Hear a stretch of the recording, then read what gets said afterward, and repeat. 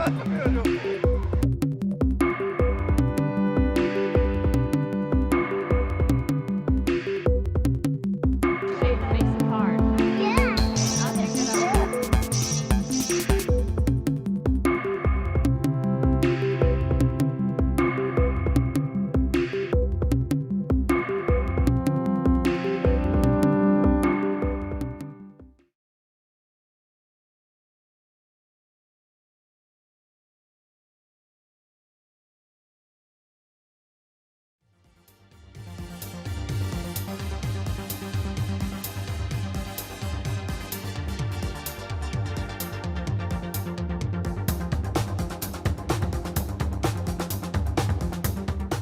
to After Dark Online, where we explore our world through science, art, and conversation. My name is Lavender, and I use she, they pronouns. My name is Felix, and I use he, him pronouns, and we are STARS interns at the Exploratorium. The STARS program centers trans and queer people of color, their perspectives, and identities, with the goal of transforming the way gender inclusion and racial equality are linked to science learning for our audiences. Though this program is virtual, the Exploratorium is on Pier 15 in San Francisco, on unceded territory of the Ramaytush Ohlone. We recognize that we are guests on this land and honor the conservation and stewardship the Ohlone offer to the ecology we inhabit, both past and present. This evening, as we discuss gender outside of the binary, we recognize and honor the longstanding tradition of decolonized gender practices by Indigenous communities worldwide.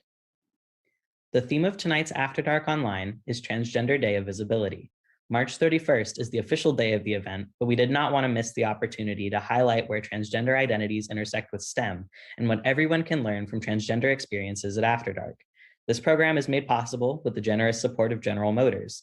General Motors is working to increase access to STEM career pipelines by investing in programs like Transgender Day of Visibility and the STARS program. In this hour, we have a packed program collaboratively designed by the STARS program interns that highlight important aspects of transgender identity we wanted to communicate. Tonight, we feature conversations with two scientists sharing their experiences where their transgender identities intersect with STEM. Additionally, we are sharing 3 media pieces created by the STARS program interns. These include learning about lived experiences of gender, what science has to say about the differences between sex and gender, and insight into the personal experience of a transgender man's pregnancy within the medical system. To kick off the program, we'll start with one of these media pieces. STARS interns Eli, Chris, and our very own Lavender poetically examine the question, how can we describe gender? Please enjoy. The collective definition of gender is evolving. Our experiences, interactions, and culture contribute to its growth by encouraging us to reflect on the way we perceive ourselves and our communities. So the question is, how can we describe gender? What is gender? Gender encompasses aspects such as assigned sex at birth, gender identity, self-defined gender, social gender in terms of behaviors, expressions, and culture, and legal gender. Notice how gender plays into different parts of your life: at school, in the doctor's office, when you fill out forms, on the street, or on the internet. Regardless of if we conform to societal expectations of gender or not, it is an aspect of our lives that affects us. As we personally navigate our gender identities, we are discovering something about ourselves. Gender expression. Gender is a fluid spectrum of identities, attempting to put into words the expression of our being. So you could say there is no correct way for one to express themselves. A person could express their gender through how they dress, how they style their hair, their names, and many other factors. What elements help to express gender? When was the time you felt closest to your gender? As we age, we come to learn the things that we appreciate, love, and desire. These attributes become part of our daily lives and form points of our identity. While finding these positive attributes, we confront things that we dislike or are unfulfilling. This may be uncomfortable, but all of our experiences still contribute to our understanding of identity expression. In many ways, these actions can be applicable to our expression of gender.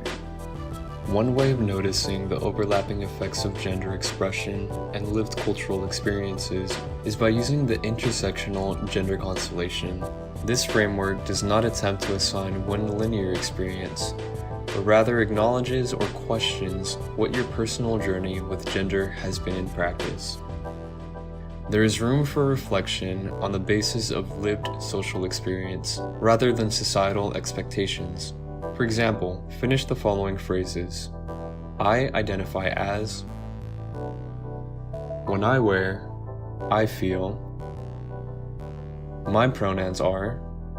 Through the understanding of our individuality, we can use the tools at our disposal to express our lived experiences with our identities, beautiful, valid, and not necessarily binary.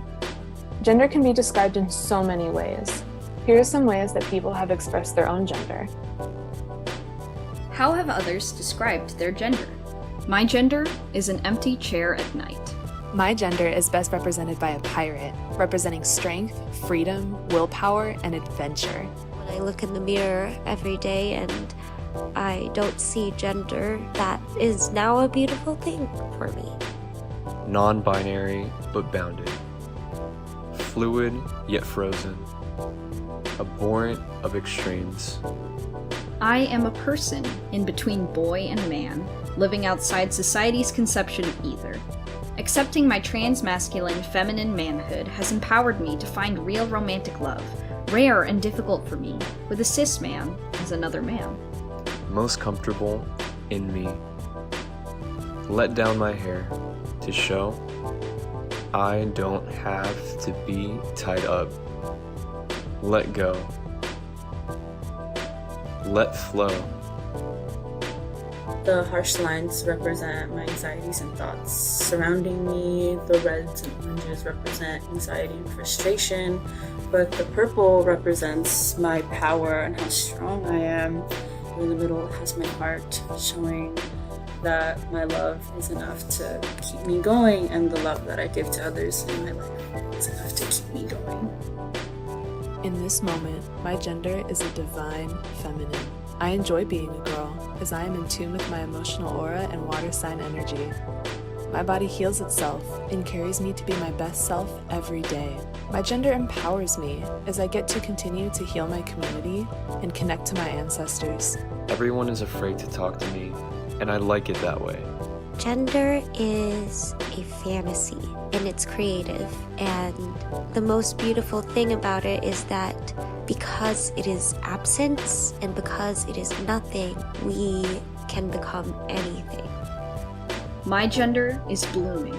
Never been this close and comfortable with my own identity. I am loving myself each and every day. Although this process cannot be done overnight, but by a lifetime experiences of trauma and hardship. It's what I came from and where I'll go in the future. With the variety of ways we can express ourselves and the ways that our perceptions of ourselves evolve, it follows that our definitions of gender have evolved as well. While many things in this world are still affected by the binary definitions of sex and gender, by expanding our definitions, we can better accommodate and convey the reality of all of our experiences. How do you perceive or think about your gender?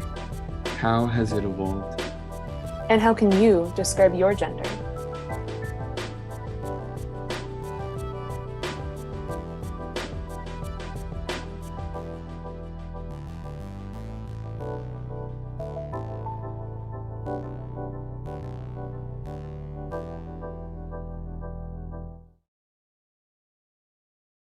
Thank you to my team and all the other contributors to this project.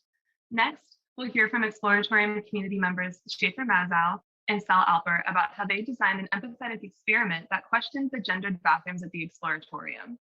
Schaefer is the executive director of Z Space, an event venue that empowers artistic risk, collaboration, and camaraderie amongst artists, audience, and community in their service of caring, developing, and presenting new work. He was formerly on staff at the Exploratorium. Sal is a youth development and education specialist at the Exploratorium and the current manager of the STARS internship program. Enjoy their discussion. Oh, hello. You caught me during my bathroom break. My name is Sal. I am non-binary and I use the pronouns they, them. And I occasionally need to pee. So here at the Exploratorium, we strive to explore the phenomenons around us even when it's time to use the restroom. In 2016, protections for transgender and gender nonconforming youth were being removed in schools and other public spaces, and I was feeling pissed off about the messages young people were receiving. The phenomenon of separating restrooms into male and female needed to be explored. Schaefer and I set out to create an empathy experience for Exploratorium staff and visitors to raise awareness for the everyday exclusion we in our community experience in the restrooms. So after many happy hours over whiskey, we came up with a plan. Hi, I'm Schaefer. I'm a trans man and I use he, him pronouns. As Sal said, we decided to start by testing on ourselves. So early one morning, without asking anyone, we changed the sign on the staff bathrooms at the Exploratorium. What was once the men's room was now designated for people 5'4" and shorter. The former women's room, 5'6" and taller. The next day we changed the signs again, one for people with brown eyes, the other for blue. And we were shocked by the amount of conversation sparked among the museum staff, both positive and negative reactions. But as the conversations continued across the museum, staff members at all levels became interested in supporting ways to bring this bathroom experiment to the public. Broadening the experience to the public brought up some additional questions and challenges. How do we prepare staff to respond to potential concerns? What should be the look and feel of the experiment? How provocative should we be? To what extent are we willing to make our visitors uncomfortable or to consider the comfort of one visitor over another? We formed a cross-departmental team and ran prototypes and finally presented a final installation as a featured activity at an After Dark, which theme was identity. One of the most notable and consistent responses from visitors was the concern with the gap, the group of people in each category for whom there was no option. What about people with green eyes or people who are 5'5"? Well, we very intentionally created parameters where some people would be left out.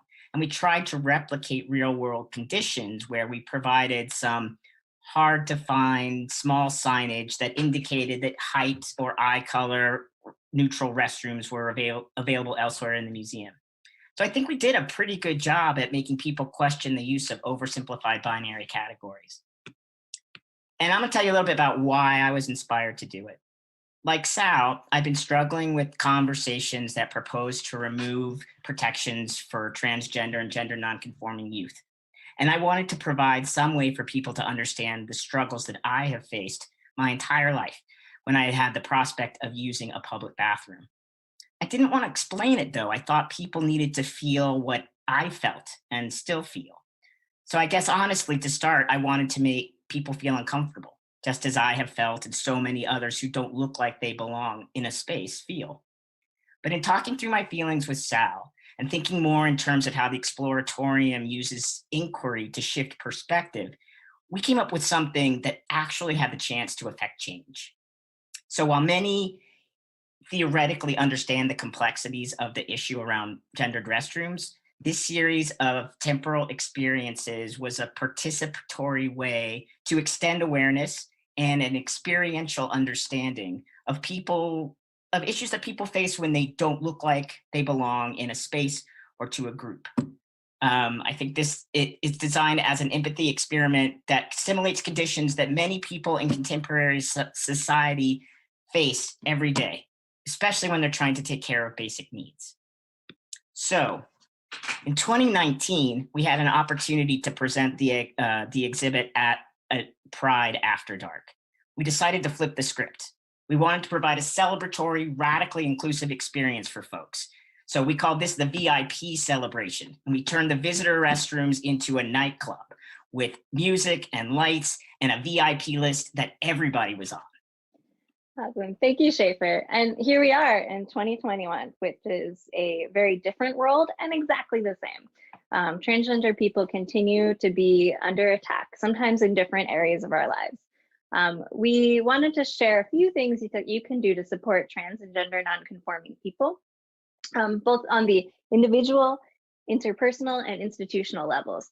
So individually, you can learn about the experiences of others that are outside of your own. You don't have to know everything, but a little understanding can go a long way.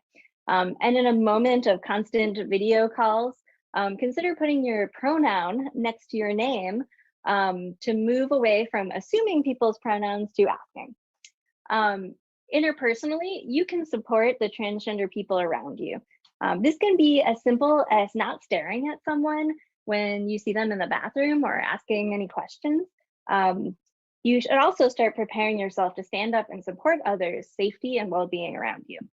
Institutionally, we have a lot of work to do, and institutions include schools, workplaces, government, community groups, and museums. So support and instigate policies that create inclusion and equality. Do your institutions have gender neutral or all gender restrooms? And since all oppressions are intersectional, don't stop here. Continue the fight to work and support equity. And we look forward to seeing you in another bathroom soon. Take care. Thank you to Schaefer and Sal for sharing your time and creating the bathroom experiment to advance conversations for equality within institutions. Our next segment tonight is a media piece put together by our very own STARS interns, Alex, Penn, and Kosue. This piece features Caden Coleman, a trans man who carried and birthed 2 children. He is now an advocate and educator for transgender parents. Caden is interviewed by Alex Piper, who is also a doula specializing in serving Black parents and queer families who are trying to conceive and offer emotional support through labor and delivery. So in this interview, I really wanted to touch upon like trans bodies in medicine and the ways in which the trans experience isn't included and isn't highlighted, or medical professionals usually aren't trained in like trans experiences. So just given that, like, what was your experience in your first pregnancy? And given like the mistreatment or some of the hoops you had to go through, did you as your own entity take steps to ensure like your pronouns were being respected? Did you find like a trans family provider at all? Like any of those things? So yeah, it's this is actually what my workshops are centered around. Yeah, medically, I dealt with a lot of misgendering, both pregnancies, from medical professionals. I dealt with a lot of, there was a major lack of like competency as far as just handling me. A lot of people had never even interacted with a trans masculine person before. And that gets really, it's very touchy because a lot of people tend to shy away from trans related things because they're like, they don't want to offend, they don't really know what to say, they don't know what to do. But then that takes away from the care that we receive, right? Mm-hmm. So I dealt with a lot of people not knowing what to do with me. Like my second pregnancy, I got labeled, listed as high risk. And it was under the guise of, because I have sleep apnea, but I know for a fact that sleep apnea is not a high risk thing when it comes to pregnancy. They just did not know what to do with me. I dealt with a lot of just kind of being a guinea pig. And I spent the majority of the time in both pregnancies educating. It felt like every time I walked in, I had to educate someone on something trans related, or I was like stressed out at appointments because I never knew what was going to happen, like what name I was going to be called, what gender I was going to be called, who was going to be like, I didn't know what to expect. And I mean, it really wasn't that much different between the 2 pregnancies. I did go out of my way to try to find a trans competent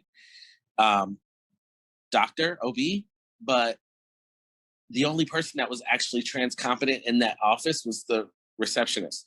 Mm. So, and then that's, excuse me, that practice is the one that labeled me as high risk and sent me to a perinatal, and they were even less trans competent. And all of this was happening in COVID, so I didn't really have a choice as to where I could go. Yeah. So with that being said, in order to like cushion your own self and your own like preparation of like what you can expect, did you seek out any alternative routes for pregnancy care? Like, did you ever consider a home birth? Did you get a doula? Have you looked into like midwives or, you know, hiring a private OBGYN? So basically, home birth was never on my radar because I wanted a C-section. Like, I'm one of those people that natural birth never resonated with me. Excuse me. For my first pregnancy, I honestly I didn't know anything about doulas, midwives, none of that. For my second pregnancy, that was one of the main things that I wanted, was to hire a doula. But because of COVID, that didn't come into fruition. Private OBGYN is not, I'm Black and poor. That was never an option. I was on Medicaid. So my options were very limited in that aspect as well. So there was no space for cushion for me. Yeah, thank you for sharing. And I think that's another really big piece I wanted to touch on today in terms of like insurance. Was it hard to get insurance coverage as a trans masculine person giving birth? How did you navigate getting that covered and seeking out care? So no, it wasn't hard. I just had to misgender myself. Like when I applied for the insurance, I had to put that my sex was female so that I could then put that I was pregnant. So I could then obtain the insurance. Yeah, I have to. Insurance is not trans friendly. Even insurances that cover trans related things are not trans friendly. There's no option for trans people to, for gender identity. It's either male or female. And if you are a trans masculine person who is going to seek, even beyond pregnancy, like the gynecology, if you still have breast and, or chest, breast exams and stuff like that. If you try to obtain those services while your insurance still says male, they'll deny it. But you have to have your gender or your sex as female. So in that aspect, no, it wasn't difficult, but it was difficult to be, to have to misgender myself and like have to, navigate that. And so while navigating, accessing, affordable care and competent care, what resources or people in your life did you fall back on as a safe space, holding your hand through all these like instances of misgendering? At the time, I had my partner. He was very, kind of like my backbone in going through all that. Other than that, it was mostly just like social media. It's one of those things that you just kind of, well, for me anyway, I just kind of like toughed it out, I guess. I didn't really have a cushion or anything to really fall back on. I just dealt. Yeah. Yes.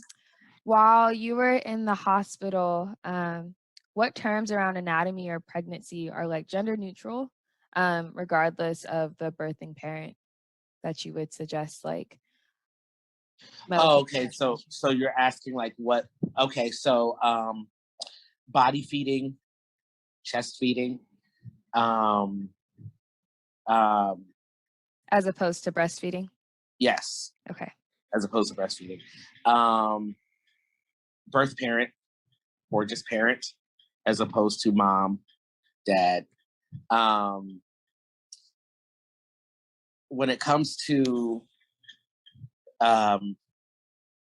underbits, it's hard to be gender neutral in that space, but I always tell everybody to just ask what that person would prefer their junk referred to. I'm trying to think. I've heard birthing canal as opposed to like vagina. Is that something that is like comfortable Yeah, or that's even what I then? mean. And Yeah. so see what I mean about like it's very individual, because if somebody referred to my vagina as a birthing canal, that I would be like, what? Why is this a thing? Why is this happening? So again, that's why I think it's really like that term actually makes me uncomfortable. So that's why it's really like individual. So that's, it's it's touchy. So it just really depends on the person when it comes to that. But I mean, other than that, literally just ungendering everything. Like literally just doing away with the whole mom, dad, anything that could be that is just woman centered, if that makes sense. Yeah, absolutely. Anything that was socially constructed under the gaze Exactly. of like Yeah. patriarchy and motherhood Yes. needs to be Absolutely. abolished. And Yes. I think what's really important is every medical provider, when they get a patient coming through their door, you shouldn't just center all Black people or all like Latinx or white people the same. And that needs to be a standard. That's a conversation that's just newly opening. And that's a conversation that also needs to be open towards like identities. Yes. Just asking the name Right. and the pronouns and what would you Yep. like to be referred. Absolutely. Thank you, Kaden, for sharing your experience with us. Up next, another STARS internship media piece created by interns Gwen, Alonzo, and Tiffany. This piece focuses on the often overlooked but deeply important distinction between sex and gender. Let's learn. Hello, my name is Gwen Payne. I'm one of the STARS interns here at the Exploratorium. With Transgender Day of Visibility on our doorstep, I've been thinking a lot about sex and gender and what it all means. What's to wonder, you might ask? We've been told since birth that our gender, our sense of being and expression is determined by anatomy, hormones, chromosomes. Health and biology classes taught us there are two sexes, male and female. We're taught males have XY chromosomes and make testosterone, and females have XX chromosomes and make estrogen and progesterone. It's considered common knowledge in our society. Case closed, right? That many people couldn't be wrong. Could they? But wait a second. I'm transgender. I was assigned male at birth, but I'm definitely a woman. And how do you explain cultures around the world with more than two genders, or non-binary folks, or intersex people? All of these absolutely exist. What is going on? How does this all work? Wait, I bet science has the answers. And I know just the person to ask. Hello, I'm Alonzo Hernandez, another one of the STARS interns here at the Exploratorium. The difference between sex and gender is an important distinction to me as a transgender man. Thankfully, we have science to guide us. First, let's define both. Biologists use the word sex to describe a person's reproductive traits. Historically, in the Western culture, sex was determined at birth by one's genitalia. Then later on, secondary sex characteristics such as breast and facial hair developed at the onset of puberty. This system expanded in 1905 when sex chromosomes were discovered, and was built further upon the study of sex hormones in 1920s. However, intersex births continue to challenge the system. Intersex individuals can exhibit variations in genitalia, chromosomes, gene expression, and hormone levels.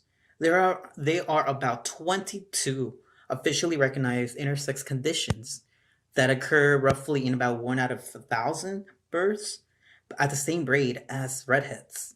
But that number may be as high as 1 out of 60. With these statistics in mind, you might know someone who falls under the umbrella of human sexual diversity. Today, we look at individual sex as a mosaic of traits, chromosomes, genitalia, gender expression, hormone levels, secondary sex characteristics, and any medical interventions. It is best to consider each component as an independent part of a greater whole. Now that we've taken a deep dive into sex, let's look at gender. Gender is a social construct phenomena in which people perform behaviors based on their internal sense of self and society's assets. These behaviors based on cultural defined categories, typically behavior that is considered appropriate for an individual's gender category is rewarded, and a behavior that is deviates from the norm is usually punished. However, that is not how it should be. Historically, Western culture regards gender as synonymous with the binary model of biological sex. Our current understanding of gender can be traced back to the 18th century, when academia began formally recognizing gender diversity in cultures globally and throughout history. Unlike Western cultures, gender diversity exists in a myriad of two-spirit identities held by the indigenous people of North America to the Mau of Native Hawaiians, the Hydra in India to the six genders listed in the Jewish Talmud. Hi, I'm Tiffany Mays, another one of the stars interns at the Exploratorium. Why aren't more people aware of gender and sexual diversity? One reason is that the gender binary was forcibly imposed during Western colonialism. While gender diversity is by no means extinct, colonialism's legacy is strongly felt by colonized people, some of which are only now regaining the opportunity to reconnect with their pre-colonial traditions. Gender not only varies between cultures and people, but within cultures through time. For example, high heels were originally invented as men's fashion, and until the 1940s in the US, pink was a boy's color and blue was for girls. As our knowledge today leads us to discard biological essentialism, the idea that gender is biologically determined and instead cherish gender diversity as we do other social cultural differences, gender and sex diversity are a natural part of the human condition and something to be celebrated, supported, and educated, and held with responsibility to combat misinformation surrounding this beautiful aspect of humanity. Next up, a conversation with neuroscientists Simone Sun and Sam Sharkland. Simone is a PhD candidate in the RWCN lab at the NYU Neuroscience Institute and a young scientist and artist. Their research focuses on the importance of neural processes in the brain that maintain balance. These functions are crucial for maintaining past information, memory while incorporating new inputs, and learning. Hi, Simone. Thanks so much for joining us for tonight's program. Can you kick us off by introducing yourself, telling us where you're calling from, some of your background, and what field you work in? Yeah. So, hi, everyone. My name is Simone Sun. There are many words that I use to describe myself, ones that are relevant, I think, in this conversation that we're having, is I'm a trans, non-binary, gender-fluid woman. I'm a scientist, artist, and musician. I live in Brooklyn, New York, and I work in a lab in New York City at the New York University Neuroscience Institute. I'm currently working in the lab of Dr. Richard Chen, and we're studying the neurobiology that underlies neuronal plasticity. And so just as a little brief summary of what my research specifically entails, neuroplasticity is this phenomenon that's really interesting that we see in neurons, which is that they can change their properties based on the incoming information that they're getting. And they can change how active they are, they can change the strength of their connections, they can change who they're sending their connections to, they can change their gene expression.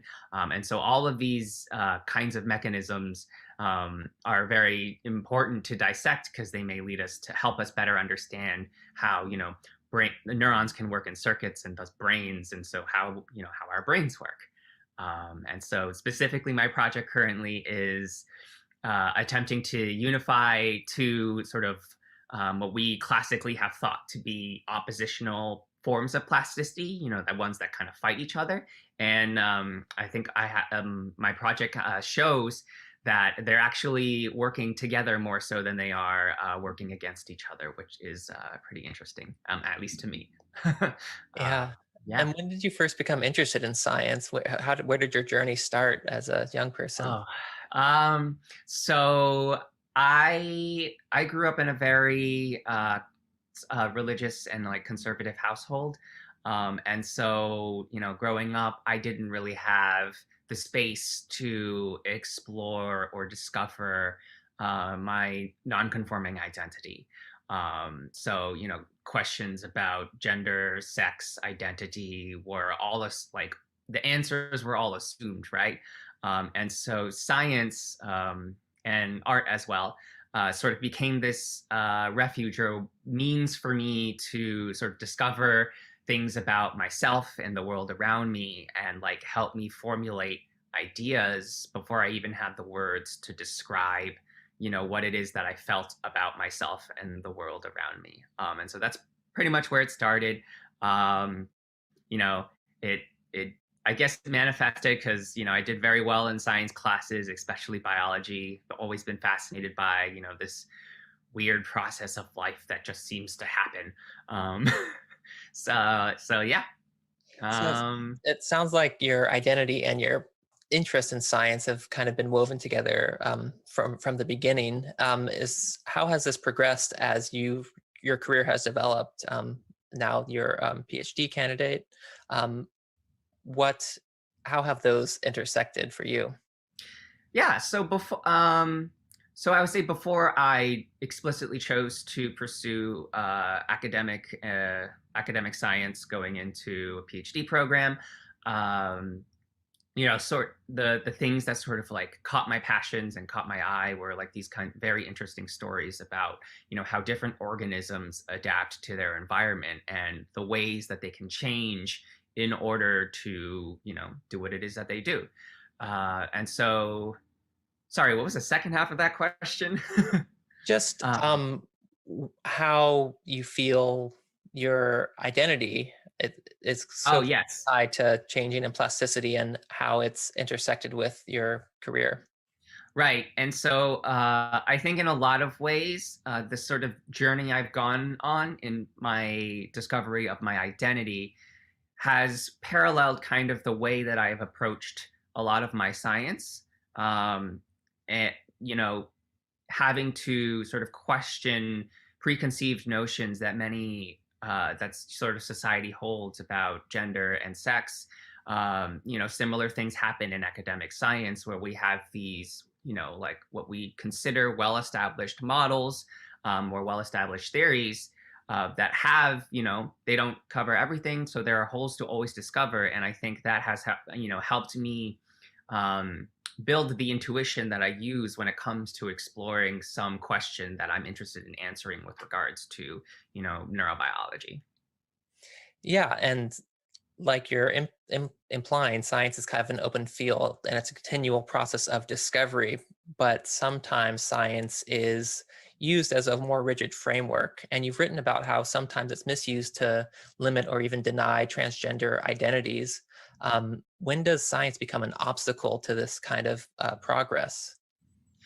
Yeah, so I'm sure everyone is at least somewhat aware of the sort of broader conversation that's happening in our country and our world right now about transgender people and their identities and how they fit into our society as a whole.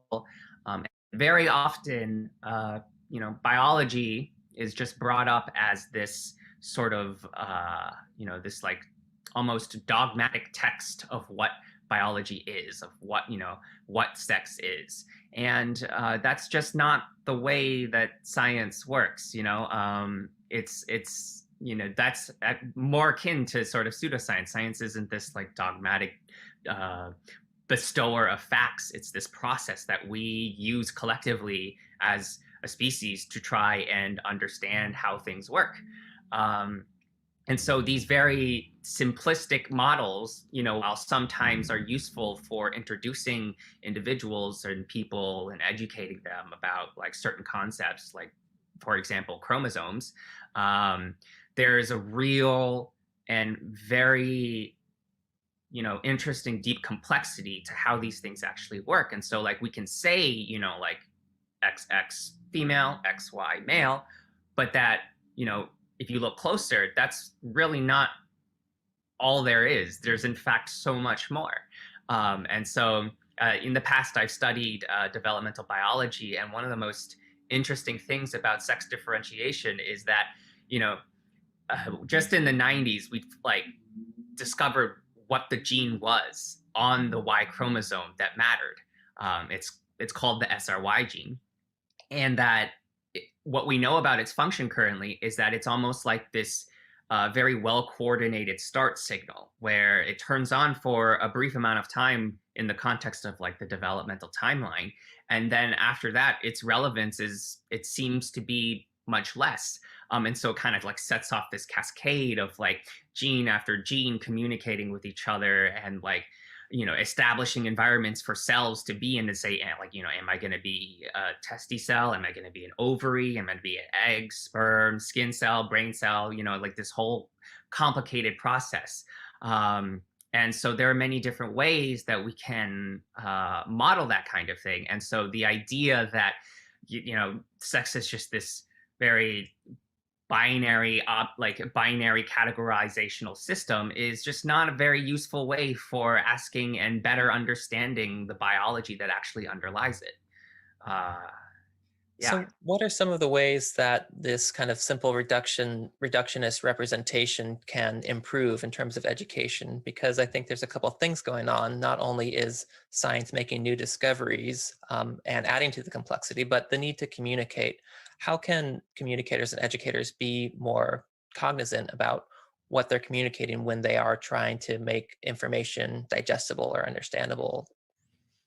Yeah, I think this is where, of course, science communication is very important. You know, even within academic science, it's been kind of like a countercultural push to, you know, have PhD students like even consider being science communicators. And so like now it's finally coming to the forefront of just how important it is to communicate science, because if you don't communicate the science, it just exists, you know, in this small paper in this obscure journal that never gets, become a broader part of the conversation. And I think that a lot of it has to do with the avenues that we allow for this kind of stuff to happen. You know, classically, it's been in like, you know, child television shows and high school, up to high school, maybe a little bit of college level science, but that's about it. It kind of stops there. And very often when it's presented that way in this structured manner, especially with the way that we teach things, when you test and you remember all of the answers, it reinforces this idea that science is this stagnant, like statue that we're just carving into, but rather instead of this, like growing body of work. I think an analogy that I've really come to appreciate is, that as our like sphere of knowledge increases through our explorations in science, the sphere's surface area, which is the boundary between what we know and what we don't know, also grows, right? And so I think that's an important idea to keep in mind when educating others who aren't, deeply into the scientific process, that this is still ongoing, and that when we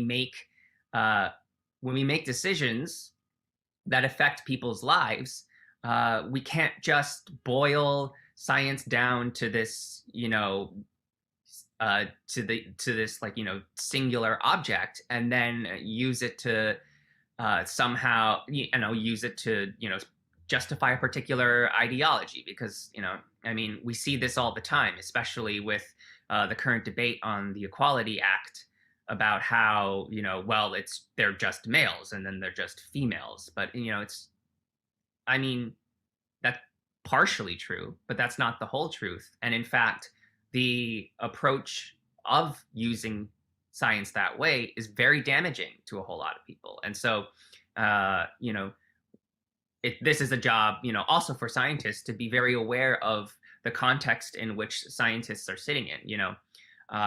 It's only become very recently part of the conversation that, science is a political process, that it occurs within a society, within a culture that has a particular perspective on things and has a particular way of doing things, whether or not it's conscious or unconscious. And that influences the way we acquire data, the way we interpret data, the way we build the frameworks that we use to interpret the model or interpret the data to build models about how things work. I think another great example of this, specifically and how it deals with sex, gender, and how this overlaps, is the original discovery of the signaling molecules that were involved in the egg and the sperm joining together. So it's there was this general understanding that there were molecules called receptors and molecules called ligands, where the ligand would sort of come and bind into the receptor, be cupped by the receptor, and then the receptor would start the signaling process. Well, when this process was initially discovered, we got hints that this was actually the way that it worked, but it was assumed, because of the way we perceive, men and women, that the sperm was the ligand and the egg was the receptor, when in fact it's actually the opposite, that the receptor is on the sperm and the ligand is on the egg. And so there was this very interesting example of how people's preconceived notions, almost invisible to them, sort of directed and almost had made that decision or made that discovery, which turned out to be false in some important aspect, and how it came through. I think that's a great example that speaks to where these hard fixed ideas can steer us wrong, when science as a process actually invites skepticism and welcomes hypotheses without biases. And that's a good reminder of how some of our own biases can trap us in. Right, exactly. And we always have to be careful and self-aware about them. And I'm curious what advice you might give to young scientists as they're coming up in their career. My advice would be to trust your intuition a lot. Science very often is thought to be this robotic, rational process where, a bunch of stoic men in lab coats are on the lab bench doing, moving things from one hole to another, one container to another, and then putting into a machine and saying, yes, this is the truth. When in fact, it's this much more loose and dynamic process where you think of you see something in the data, and you just get this feeling that it might be one way or the other, and that it can be pretty easy to given the way that we perceive scientists, to suppress that kind of idea, right? Because it's, that's a feelings-based idea. Intuitions is this feeling-based, irrational. But in fact, intuitions are this, fascinating thing that our brains do that help us, build something when we just have so little information. And so we can use our intuition to help us move on and move forward. I think, we like to think about these stories of Einstein coming up with relativity, Eureka, or, the apple falling on Newton's head, when, the story is usually something more along the lines of, Einstein riding on the subway and looking at the clock and saying, maybe there's something to that. Or, probably when, Newton was sitting under a tree and an apple fell. And then later on in the day, or several days afterwards, thought maybe there's something going on there with the falling part. I'll explore that more. And then, that, starts off that whole process of truly understanding what it is, what gravity or relativity is. So I would say, trust your intuition, be skeptical of your intuition too, because you can't just be oh yeah, then this is how I feel it is. It's got to be this. No, you gotta, just like we've discussed earlier, it's a process. So don't discount your intuition, but also have a lot of skepticism when it comes to yourself. Well, Simone, thanks so much for your time and broadening our perspectives on what a scientist looks like and ways that we can use it as a tool to empower the world. Yeah, thanks for having me. This was really nice. Thank you, Simone, for your time and insight. Now, we turn to a conversation with marine biologist Shail Matsuda and Exploratorium program developer Sam Sharkland. Shail is a PhD candidate at the University of Hawaii Manoa, where his research focuses on coral reef resilience under climate change.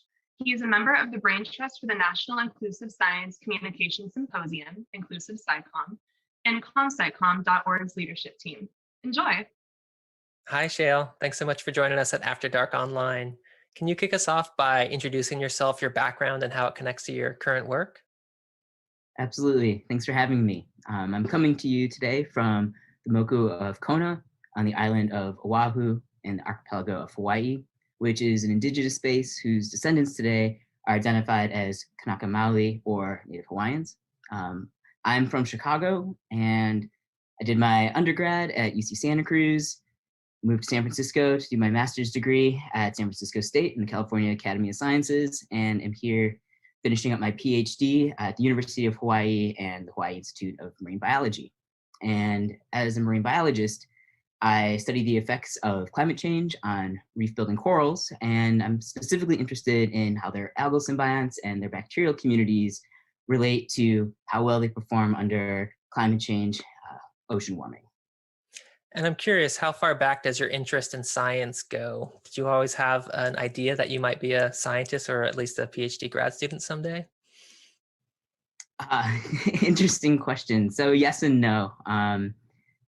I've always been fascinated with the natural world. I grew up, just outside of Chicago, so didn't even visit the ocean until I was much older. But science was something that always captivated me and just made me really excited. But I didn't, think of it as a career opportunity until much later. And when did you become aware that your personal identity would intersect with your professional interest in science and kind of your journey into this field? So, growing up in the Midwest, I'm half Japanese and half white. I was a very tomboyish girl. And so there wasn't a lot of role models or much visibility for someone like me, in a future career. And I'd say that, fast forward to being interested in science, to having come out as queer. When I started my master's degree much later in life, I finally could start to see that future for myself in science. Like I was, doing research, I was making great connections, and I was really happy. And sort of what was a parallel experience to that was finally really kind of coming to the point in my life where I realized that like I couldn't be happy and I couldn't have this future that I so desperately wanted, until I was able to transition and to live as my authentic self. And it had been something that I'd kind of that was really scary. Like transitioning is not it's not easy, especially 7 years ago. And so what had started out as me feeling that it was maybe something I should postpone until I finished my graduate degrees, maybe something that wouldn't be safe for me. At the beginning of my education, very, very quickly kind of caught up to me, knowing just to know that like I actually couldn't do this if I wasn't able to be who I really was. And you've written publicly and shared stories about this intersection of the kind of near the beginning of your transition, along with the beginning of some of your exciting field research. Can you give a brief encapsulation of the theme of that story and kind of what you hope people take away from you telling it, especially talking about how early it was in your life?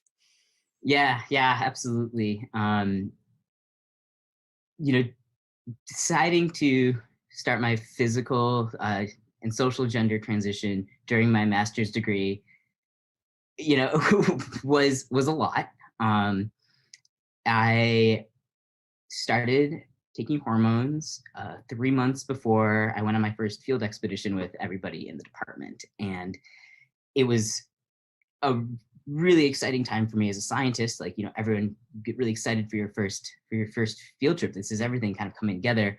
But there was a lot of things that I would have to juggle, that some that I had control over and some that I didn't, right? And so one of the most amazing things that I had was the support of my advisor. So like right away, like thinking through logistics of, you know, who's going to be my roommate, who's booking the travel, do my documents match, what's expected, right? Would I rather go through the airport by myself and navigate these challenges or not? And there's no straightforward answer here.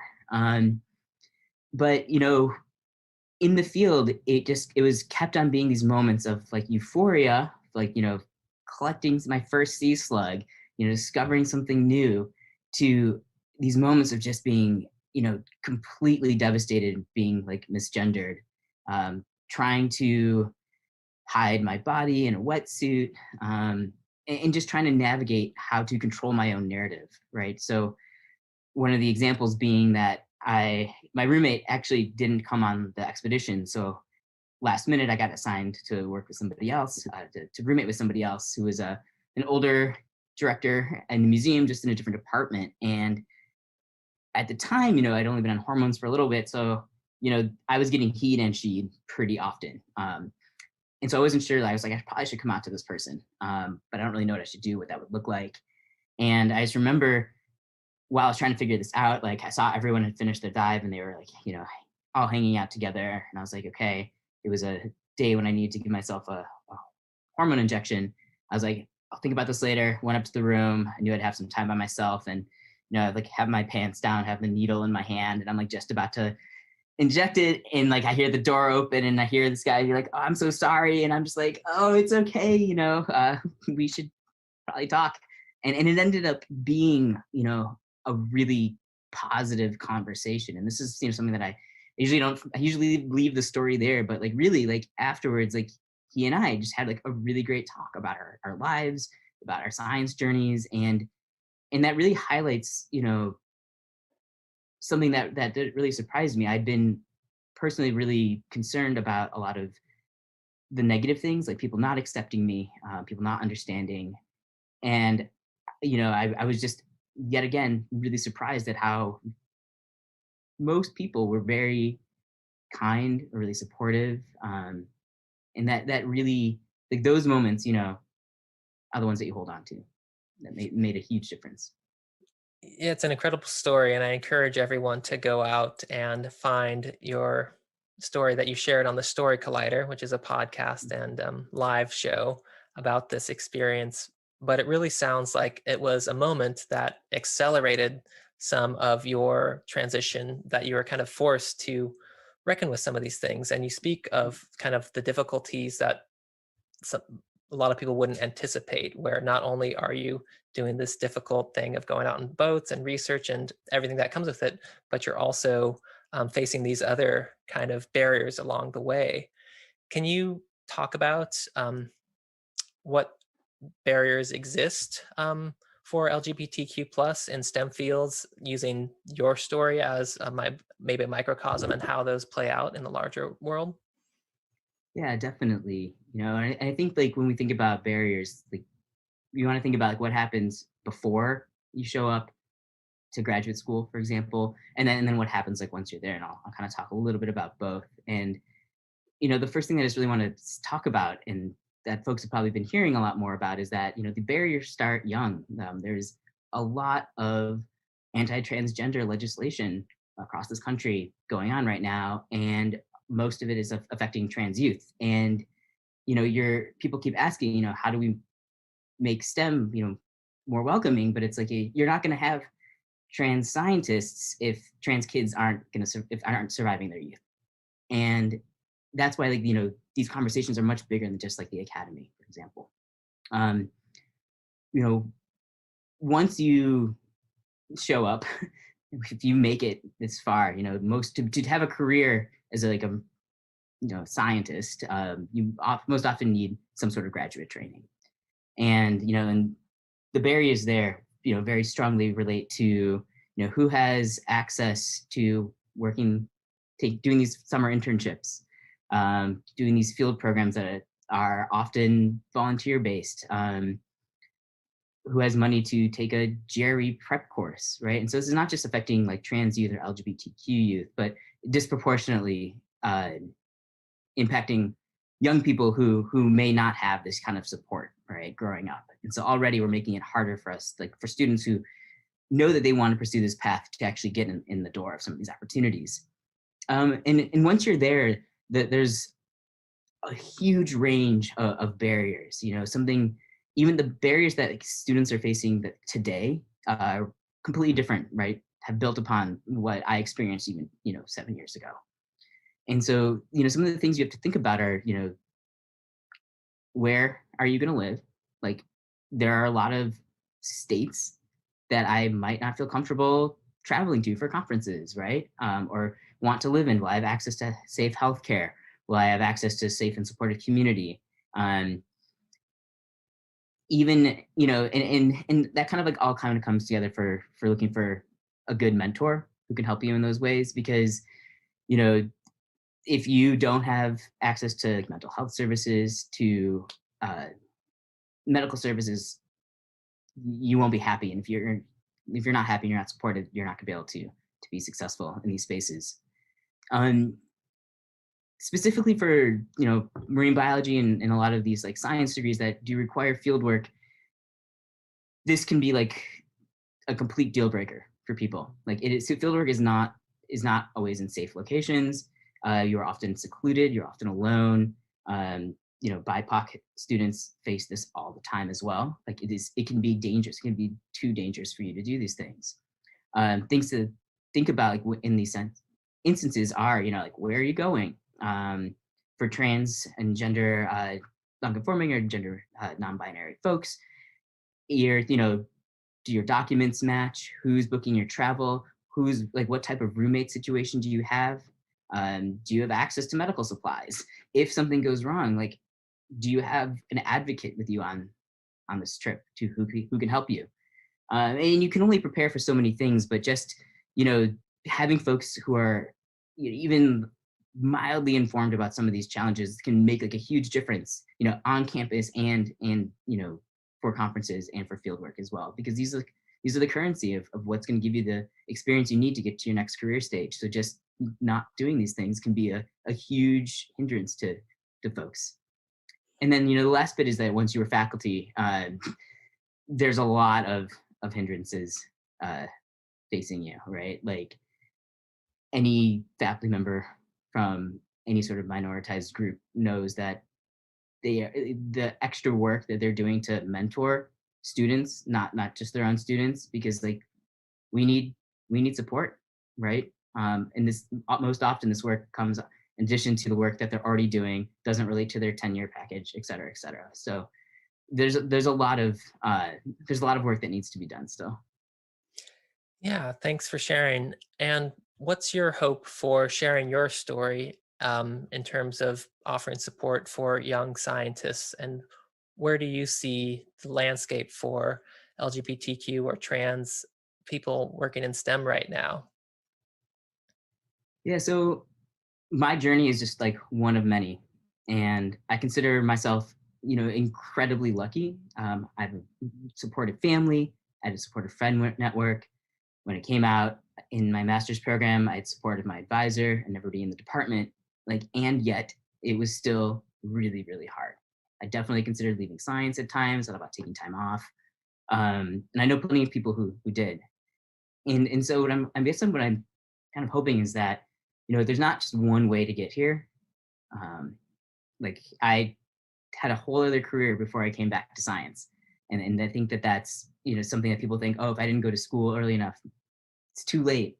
But there are many ways to do this. And I think the most important thing is for folks who are considering taking this path is that your happiness is like the most important thing.